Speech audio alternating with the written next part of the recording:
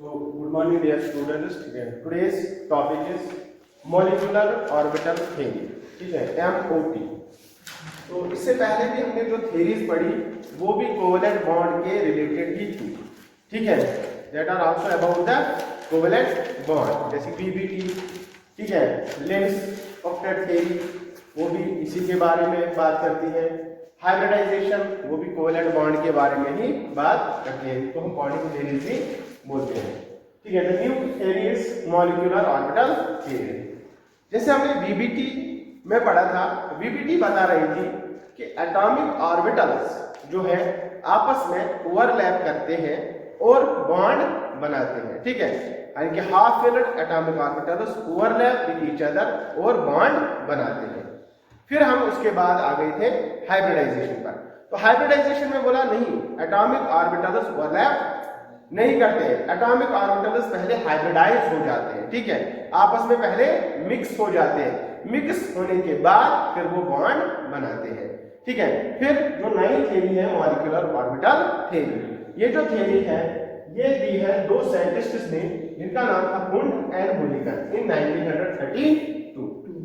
तो this theory was given by Hund and Mulliken in 1932. ये theory क्यों दी गई, इस थ्योरी की जरूरत क्यों पड़ी, जबकि VBT और हाइब्रिडाइजेशन से काफी कुछ कॉन्सेप्ट्स क्लियर हो गए थे. फिर इसके बाद वेस्पर थ्योरी आ गई थी.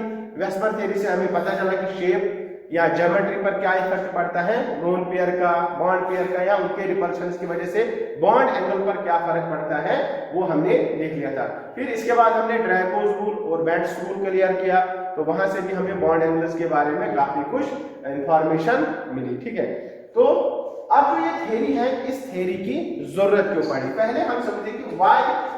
ठीक है, what is the need of this theory, what is the need of this theory, इस थ्योरी की जरूरत क्यों पड़ी या ये थ्योरी क्यों दी.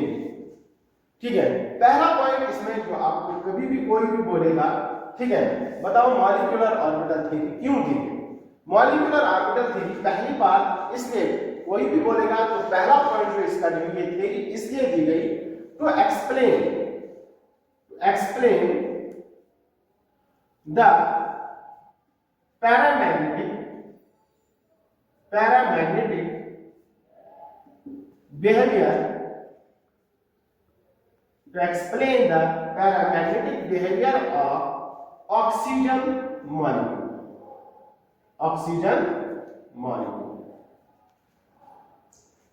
ठीक है बेटा, किस लिए ये थ्योरी दी गई, ताकि हम पैरामैग्नेटिक बिहेवियर किसका एक्सप्लेन कर सके, ऑक्सीजन मॉलिक्यूल का. क्या VBT भी बता रही थी इस बारे में, VBT भी मैग्नेटिक बिहेवियर के बारे में कुछ ना कुछ इंफॉर्मेशन देती है.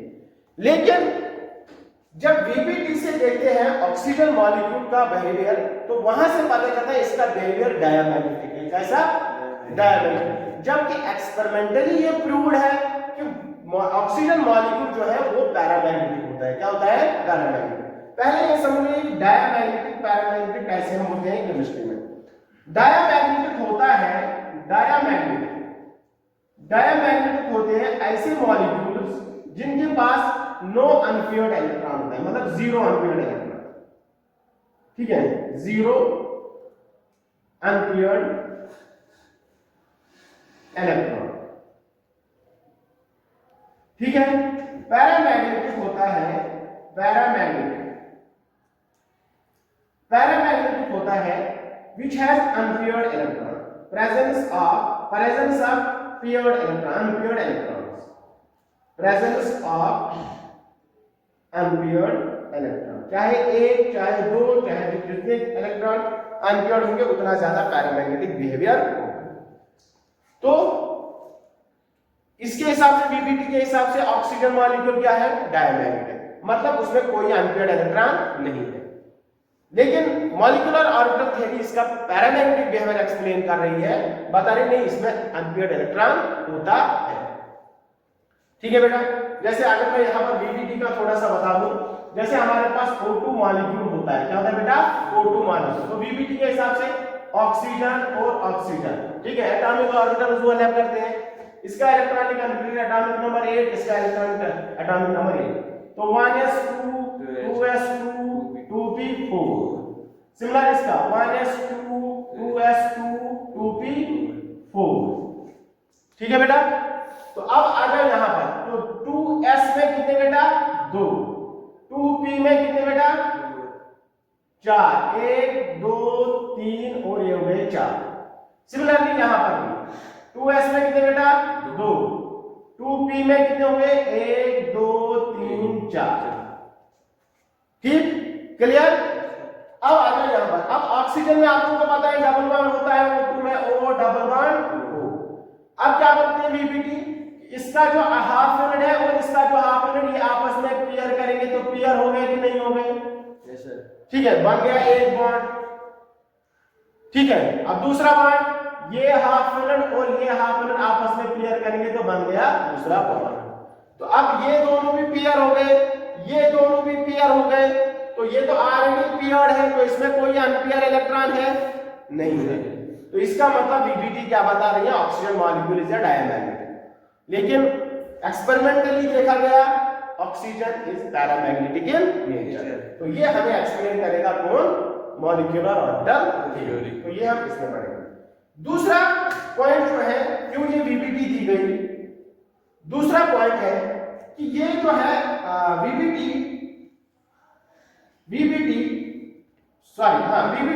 can't explain, cannot explain या can't explain the formation of, does not give any complete explanation या cannot explain the formation of D block compounds।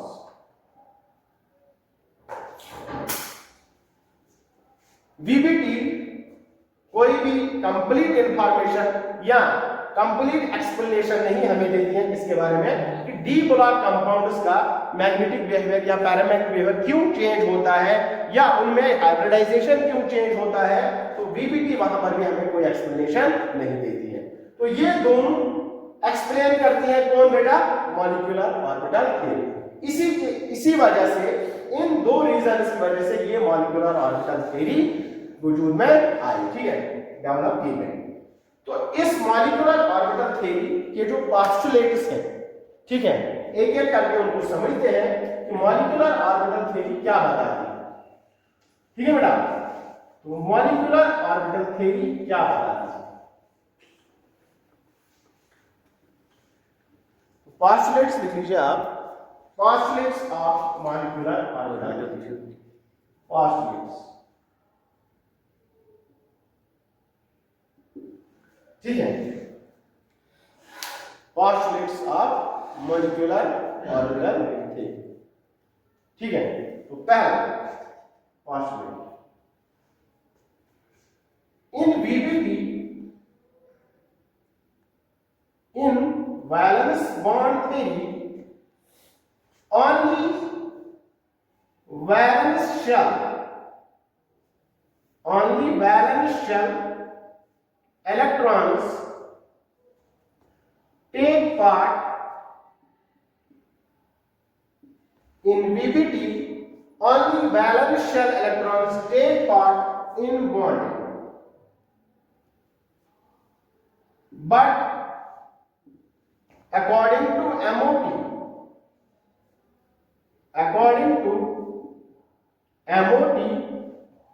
all electrons are involved in bonding।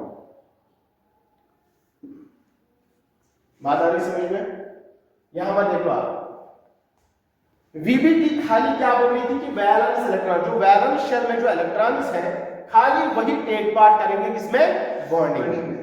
जबकि MOT बता रही है कि नहीं, खाली वैलेंस इलेक्ट्रॉन्स क्यों करेंगे टेक पार्ट बॉन्डिंग में, जो अंदर वाले इलेक्ट्रॉन्स हैं, यानी कि जो सभी इलेक्ट्रॉन्स हैं, चाहे 1s में है, चाहे 2s में है, चाहे 2p में है, तो वो भी टेक पार्ट करेंगे किसमें, बॉन्डिंग। क्योंकि बॉन्डिंग में सभी इलेक्ट्रॉन्स टेक पार्ट करेंगे। ठीक है, खाली वैलेंस इलेक्ट्रॉन्स बॉन्डिंग में टेक पार्ट नहीं करेंगे। Second point,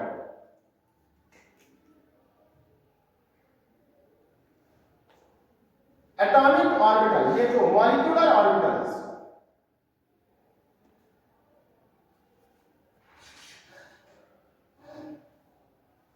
molecular orbitals when formed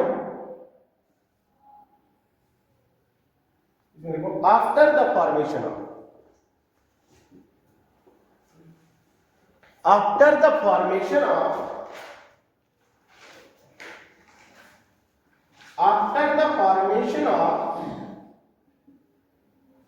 molecular orbitals, after the formation of molecular orbitals, atomic orbitals lose their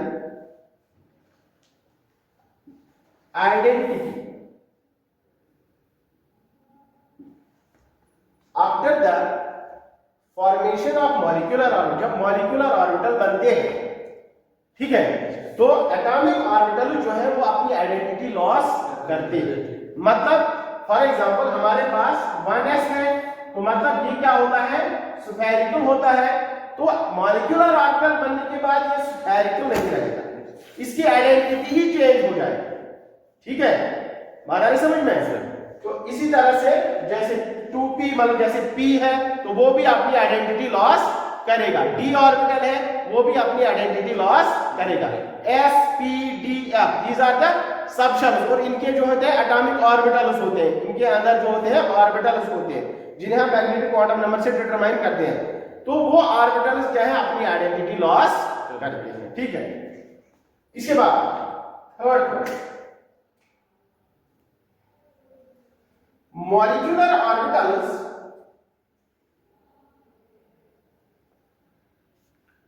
are formed by linear, very important point, linear combination of atomic orbitals, LCAO.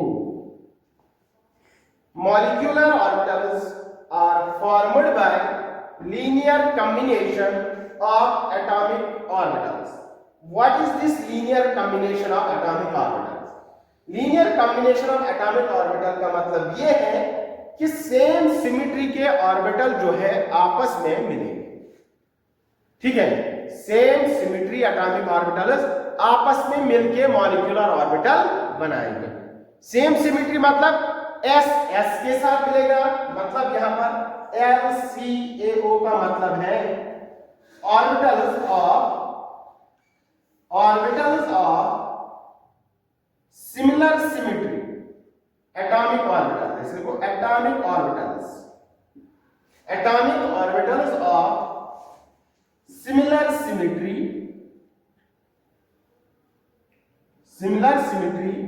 combine together and form molecular orbitals.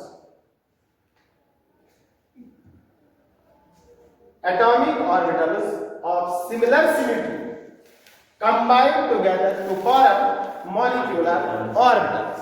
ठीक है बेटा, मतलब इसका ये है,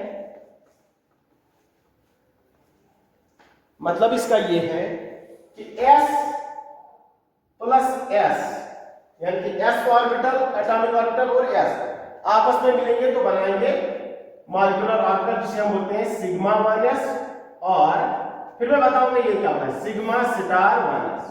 this is bonding molecular orbital, this is anti bonding molecular orbital. ठीक है, दो ऑर्बिटल आपस में मिलेंगे तो दो मॉलिक्यूलर ऑर्बिटल बनेंगे। जितने एटॉमिक ऑर्बिटल कंबाइन होंगे उतने ही मॉलिक्यूलर ऑर्बिटल बनेंगे। क्लियर? इसी का मतलब लीनियर कॉम्बिनेशन मतलब ये। ठीक है, एक तो सेम सिमेट्री के होने चाहिए, ऐसा नहीं कि S और P मिलेगा, ठीक है। जैसे हाइब्रिडाइजेशन बोल रही थी sp आपस में मिलेगा, बनेगा sp2 या sp3 या sp, ऐसा नहीं है। यहां पर क्या है, s आपस में मिलते हैं तो मतलब वही सेम सिमेट्री, ठीक है। अगर दो ऑर्बिटल एटॉमिक ऑर्बिटल मिले तो दो ही मॉलिक्यूलर ऑर्बिटल बनेंगे। ये तो वीबीटी भी बता रही थी, जितने एटॉमिक ऑर्बिटल कंबाइन होंगे उतने ही हाइब्रिडाइज्ड ऑर्बिटल भी बनेंगे। लेकिन फर्क क्या है, फर्क यही है हाइब्रिडाइजेशन में सिमेट्री का कोई बात नहीं थी। वो बता रही थी S और P आपस में मिक्स होंगे तो Sp बनाएगा, लेकिन ये बता रही नहीं, S ही मिलेगा, P ही मिलेगा, ठीक है। बात इसी तरह से आगे फॉर एग्जांपल P और P ऑर्बिटल आपस में मिलेंगे तो ये बनाएंगे सिग्मा P, ठीक है, और सिग्मा स्टार P। फिर हम px करेंगे, जैसे px तो सिग्मा px तो सिग्मा px, ठीक है, सिग्मा स्टार py मिलाएंगे तो सिग्मा py और सिग्मा स्टार py। तो स्टार यहां पर डेजिग्नेट करता है this is anti bonding molecular orbital. अभी आ जाएंगे वहां पर भी। दूसरा लीनियर कॉम्बिनेशन का एक और रीजन, ठीक है, लीनियर कॉम्बिनेशन का एक और रीजन, लीनियर कॉम्बिनेशन का एक और रीजन ये भी है कि linear combination of atomic orbitals का मतलब ये भी है कि जो एक बॉन्डिंग और एंटी बॉन्डिंग मॉलिक्यूलर ऑर्बिटल्स बनते हैं, ठीक है, they are formed by constructive interference and destructive interference, ठीक है। तो इससे पहले मैं आप लोगों को एक पॉइंट दिखाना चाहूंगा यहां पर, लीनियर कॉम्बिनेशन ऑफ एटॉम, यहां पर आप लोगों ने लिखा ये this is called bonding molecular orbital BMO, this is called anti bonding molecular orbital, ठीक है। This is called bonding molecular orbital, this is called anti bonding molecular orbital. तो यहां पर आप लोग fourth point, bonding molecular orbital, bonding molecular orbital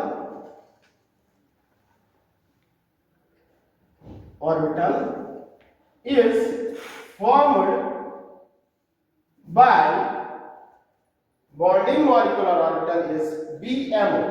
Bonding molecular orbital is formed by addition of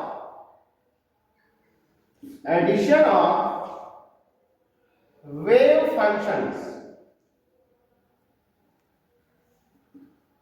called constructive interference.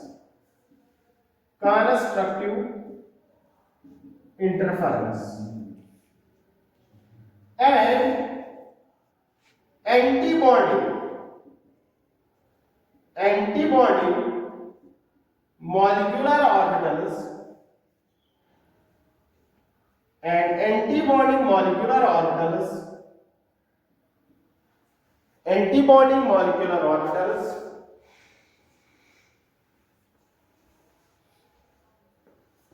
are formed by subtraction of wave functions called destructive interference. Physics में आप लोगों ने ये टर्म सुनी होगी, constructive interference and destructive interference. क्या होता है constructive interference and destructive interference? सुना है टर्म से, physics term.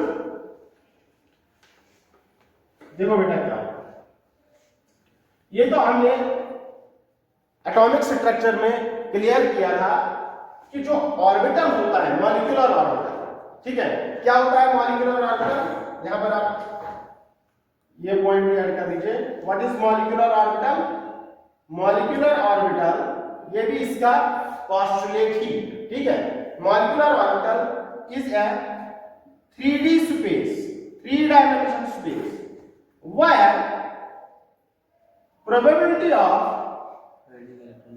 very good, probability of finding electron is maximum, ठीक है, श्रोडिंगर में हमने पढ़ा था, ठीक है। तो इस ऑर्बिटल की जो जैसे एटॉमिक ऑर्बिटल में probability of finding electron is maximum, similarly electron की, ठीक है, प्रोबेबिलिटी फाइंडिंग जो एटॉमिक ऑर्बिटल में होती है सेम लाइक मॉलिक्यूलर ऑर्बिटल में भी मैक्सिमम होती है, ठीक है, like that of atomic orbital, like that of atomic orbital, ठीक है। अब यहां पर ये समझो कि कंस्ट्रक्टिव इंटरफेरेंस और डिस्ट्रक्टिव इंटरफेरेंस क्या कैसे बनते हैं। देखो बेटा,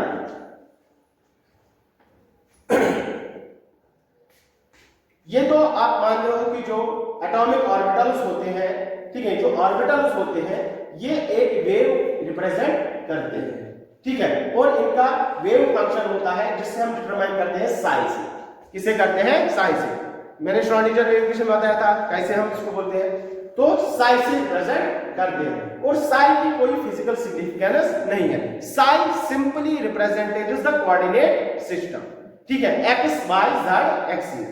However, psi square has physical significance. Double derivative होता है psi square, डबल डेरिवेटिव। अगर हमें किसी चीज के करीब पहुंचना है तो हम उसको डबल डिफरेंशिएशन करते हैं। जितना हम डबल डिफरेंशिएशन या ट्रिपल डिफरेंशिएशन करेंगे, हम मैक्सिमम उससे उस पॉइंट के करीब पहुंच सकते हैं जो हमें लोकेट करना है।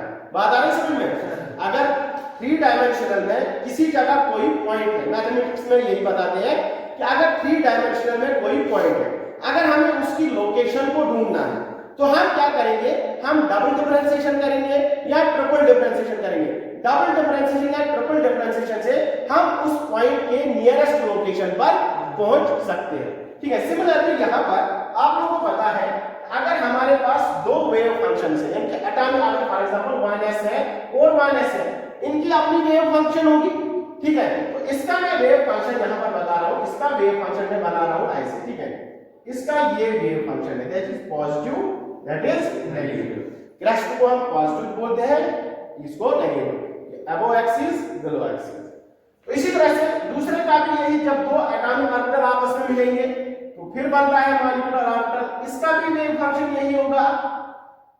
ये भी ऐसे है, ये भी ऐसे है, पॉजिटिव नेगेटिव। ये मैं जनरली बता रहा हूं, sp का भी यही होता है, इसका भी जनरल बता रहा हूं। अब इनका अगर कंस्ट्रक्टिव इंटरफेरेंस होगा, यहां पर मैंने बोला bonding molecular orbital is formed by addition of wave function, तो इसका अगर मैं ये साई ए स्क्वायर से रिप्रेजेंट करूं, क्योंकि साई की कोई फिजिकल सिग्निफिकेंस, साई स्क्वायर की फिजिकल सिग्निफिकेंस है, तो इसका साई स्क्वायर मतलब इस यहां पर probability of finding electron maximum होगी।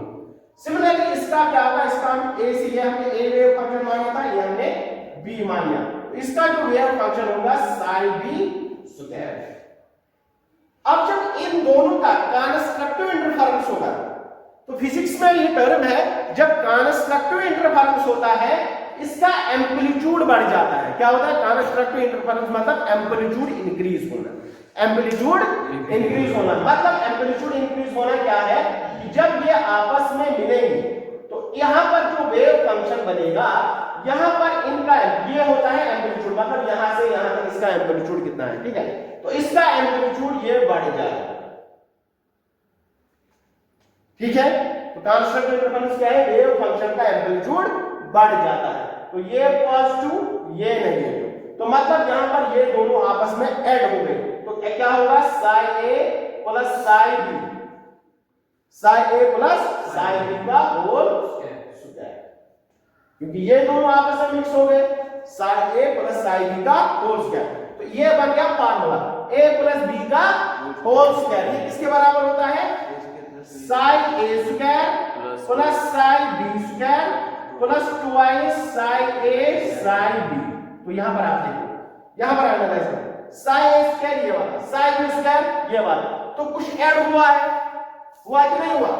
Something is added here, twice psi A psi, तो इसका मतलब ये इंक्रीज हुआ है, that means the amplitude increase होता है, दैट मींस एम्पलीट्यूड इंक्रीज होता है।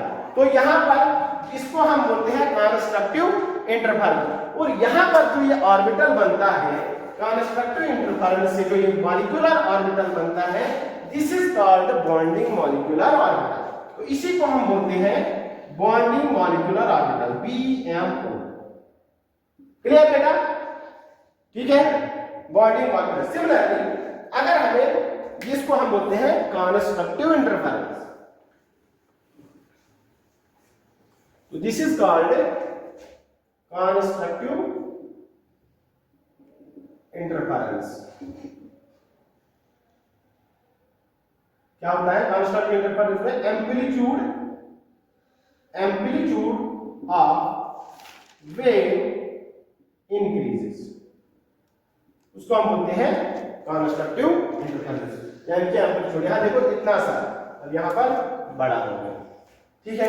सिमिलरली अगर यहां पर एंटी बॉन्डिंग, तो यहां पर ये बन गया बॉन्डिंग मॉलिक्यूलर ऑर्बिटल। सिमिलरली अगर हमारे पास दो वेव फंक्शन है, ठीक है, दो वेव फंक्शन है, this is positive, this is negative, ठीक है, this is also called Sai A square A minus, अब हम नेगेटिव कर रहे हैं, ठीक है, तो नेगेटिव मतलब डिस्ट्रक्टिव इंटरफेरेंस। अगर इन दोनों में डिस्ट्रक्टिव इंटरफेरेंस हो गया तो this is positive, this is negative and this is B, तो this is psi B, psi A and this is psi square B. अब ये दोनों जब आपस में मिलेंगे तो ये दोनों क्या करते हैं, जब नेगेटिव होगा तो इनके बीच में क्या होगा, destructive interference, destructive interference.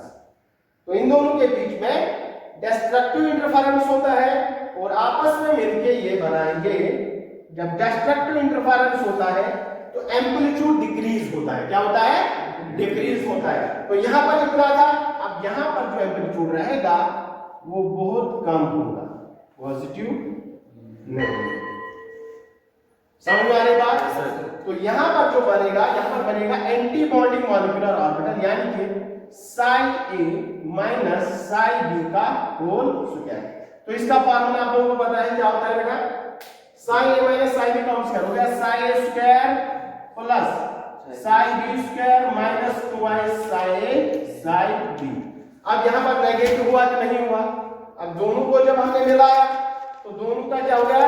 Decrease हो गया, तो इसलिए एम्पलीट्यूड क्या होता है? डिक्रीज। क्लियर? ठीक है, तो इसको हम बोलते हैं anti bonding molecular region is calling से रिप्रेजेंट करते हैं। ठीक है बेटा, तो डिस्ट्रक्टिव इंटरफेरेंस से क्या बनता है? एंटी बॉन्डिंग मॉलिक्यूलर ऑर्बिटल, और इसको हम रिप्रेजेंट करते हैं साई मतलब सिटार से। किससे? सिटार से। ठीक है, psi A plus psi square. Clear? Yes sir. Clear this point? चलो नेक्स्ट पॉस्टुलेट, ये हो गया पॉस्टुलेट।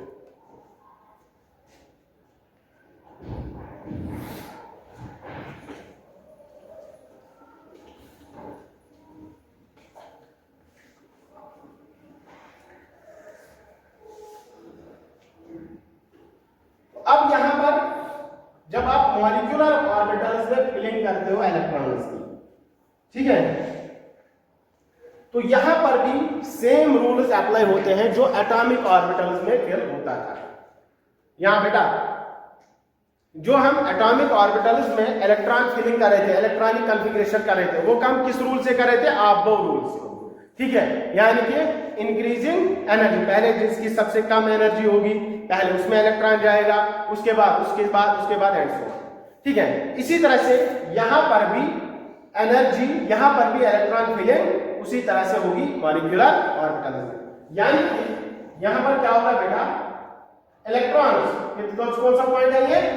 फोर्थ और फिफ्थ? सिक्स्थ। और इलेक्ट्रॉनिक configuration rules like यहां पर मैं ब्रैकेट में लूंगा above rule, above Hund's and Mulliken, sorry Pauli's, above Hund's and Pauli's exclusion principle and Pauli's rule are also followed in molecular orbitals। जैसे उसमें electron filling होती थी, यहां पर भी सेम वैसे ही इलेक्ट्रॉन फिलिंग होगी। ठीक बेटा, 7th point, the energy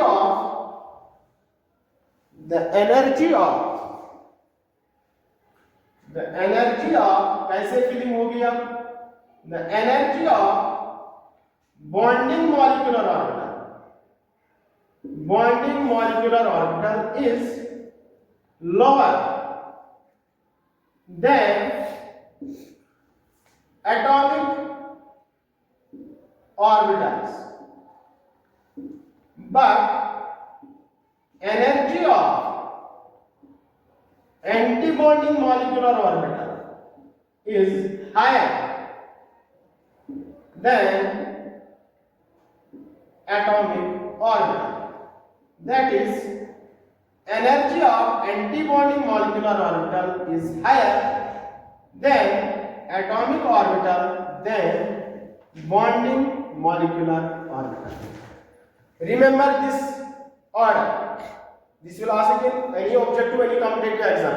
The order of energy according to MOT is antibonding molecular orbital has higher energy, then atomic orbital, then bonding molecular orbital. Clear?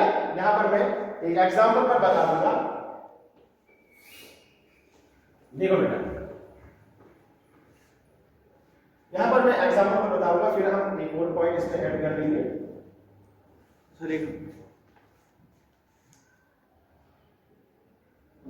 The energy of bonding molecular orbital is lower than atomic orbital, but energy of antibonding molecular orbital is higher than atomic orbital. देखो बेटा, now very important, यहां पर देखो बेटा क्या बता रहे हैं। फॉर एग्जांपल, अगर H2 मॉलिक्यूल बनता है, यहां पर एग्जांपल आप लिख लो, आप फॉर्मेशन ऑफ H2 मॉलिक्यूल, कैसे बनता है, MOT कैसे बता रहे हैं कि H2 मॉलिक्यूल कैसे बनता है। ठीक है, VBT से तो आपको पता है कि SS ओवरलैप करते हैं। ठीक है, VBT से पहले VBT का थोड़ा बहुत यहां पर, इसमें मजा है, बहुत मजा है इसमें, घबराना नहीं है कि मतलब ये डिस्ट्रक्टिव इंटरफेरेंस, कंस्ट्रक्टिव इंटरफेरेंस। ठीक है, घबरा देखो, अगर हमें VBT के हिसाब से H2 मॉलिक्यूल बना रहे थे, ठीक है, तो यहां पर हाइड्रोजन का इलेक्ट्रॉन का -1, इसका -1, तो यहां पर इसमें एक इलेक्ट्रॉन, यहां पर इसमें एक इलेक्ट्रॉन, तो हम बोल रहे थे इसका S और इसका S आपस में ओवरलैप करेंगे तो ये बनता है H2 मॉलिक्यूल। बता रहे हैं कि नहीं बता रहे थे? ठीक है, तो यहां से हमें मतलब बता रहे थे कि ये बन गया H2 मॉलिक्यूल, SS ओवरलैप होता है, SS ओवरलैप होता है। अब देखो यहां पर ये क्या बने, कैसे बता दिए कि ये मॉलिक्यूल कैसे बने। तो यहां पर ये बता रहे हैं कि ये आप एनर्जी मान लो, ठीक है, यहां पर मैं हाइड्रोजन लिख रहा हूं, समझ लेना बात बेटा, यहां पर आप लोगों को एक हाइड्रोजन लिखना है, यहां पर एक हाइड्रोजन, इसके इलेक्ट्रॉन की कॉन्फ़िगरेशन क्या होती है बेटा, 1s1, इसके इलेक्ट्रॉन की कॉन्फ़िगरेशन 1s1। तो यहां पर मैं बनाऊंगा atomic orbital, this is 1s, ठीक, और इसी का यहां पर बनाऊंगा मैं एटॉमिक ऑर्बिटल 1s। अब हाइड्रोजन में कितने इलेक्ट्रॉन, यहां पर एक, और यहां पर भी कितने बेटा, एक। ठीक है, इनको अपोजिट स्पिन में लिख लो या ऐसे लिख लो, कोई मसला नहीं। तो अब ये दोनों आपस में मिक्स होंगे, मिक्स क्या होंगे, SS सिमिलर सिमेट्री की मिक्स होगा अकॉर्डिंग टू MOT, इसका भी S सिमेट्री, इसका भी S सिमेट्री, और ये जब आपस में मिक्स होते हैं तो बनाते हैं एक बॉन्डिंग मॉलिक्यूलर ऑर्बिटल, एक एंटी बॉन्डिंग मॉलिक्यूलर ऑर्बिटल। अभी मैंने लिखा है यहां पर बॉन्डिंग मॉलिक्यूलर ऑर्बिटल की एनर्जी क्या होती है, इनसे कम होती है, और एंटी बॉन्डिंग मॉलिक्यूलर की एनर्जी इनसे ज्यादा होती है। तो ये जब मिक्स होंगे तो एक ऑर्बिटल बनेगा बॉन्डिंग मॉलिक्यूलर ऑर्बिटल, ठीक है, this is called bonding molecular orbital, ठीक है, और यहां पर बनेगा एक एंटी बॉन्डिंग मॉलिक्यूलर ऑर्बिटल। ठीक, ये बन गया बॉन्डिंग मॉलिक्यूलर ऑर्बिटल। इसकी एनर्जी देखो, ये एनर्जी है, यहां से जब आप जाओगे तो एनर्जी कम है, यहां पर कम हो रही है, यहां पर ज्यादा।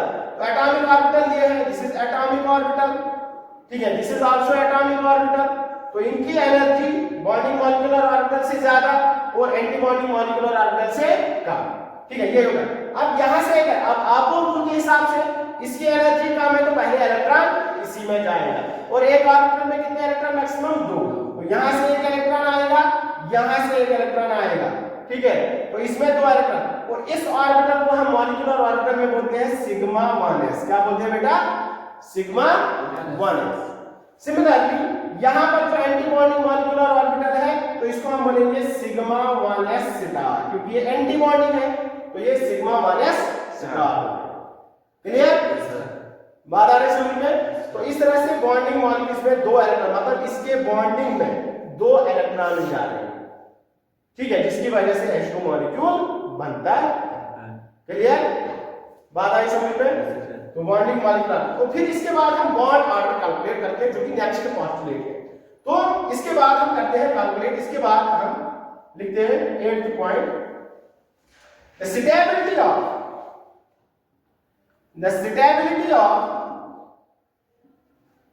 molecule is determined by bond order, यानी कि stability is directly proportional to bond order। अब ये bond order क्या होता है? बॉन्ड ऑर्डर कैसे निकालते हैं? Bond order formula equals to number of electrons in bonding molecular orbital, ठीक है, plus number of electrons in anti bonding molecular orbital divided bye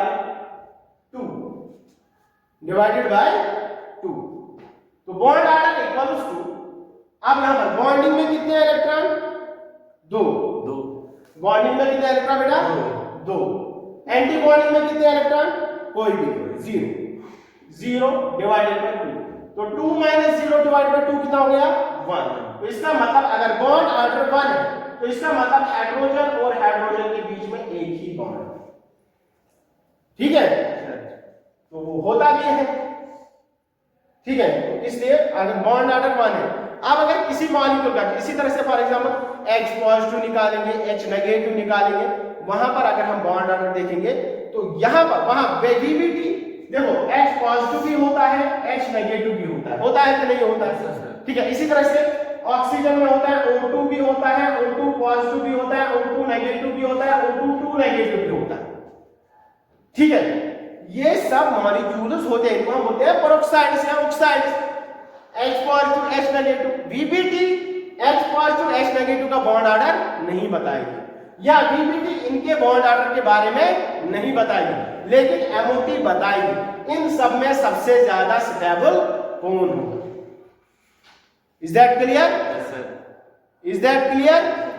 okay, ठीक है। तो stability of molecule is determined by bond order, stability is directly proportional to bond order. तो फिर हम इसके electronic configuration कैसे लिखते हैं? तो H2 की इलेक्ट्रॉनिक कॉन्फ़िगरेशन क्या होगी बेटा?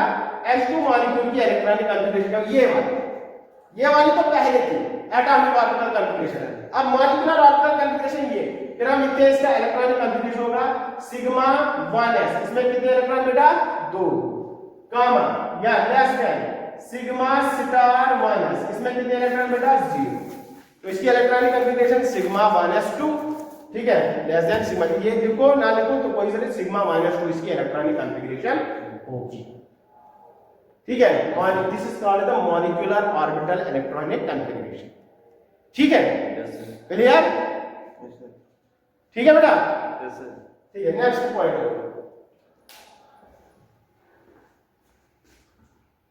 रख दो।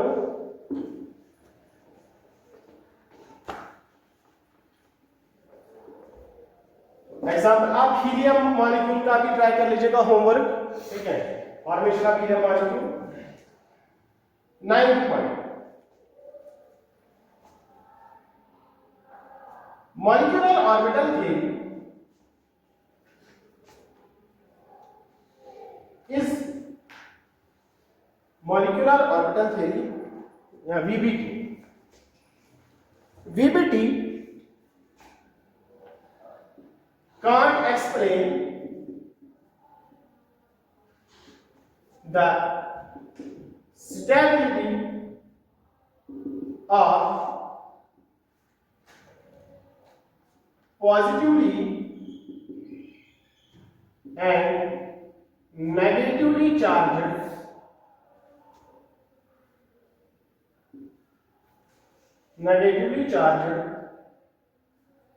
molecules like O2 positive, O2 negative, O2 2 negative, H positive and H negative.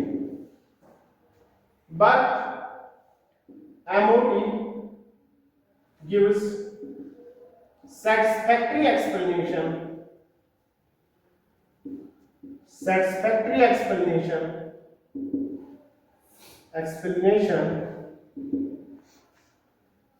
about their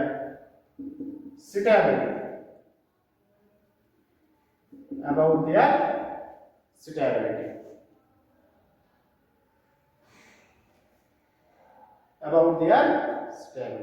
Clear?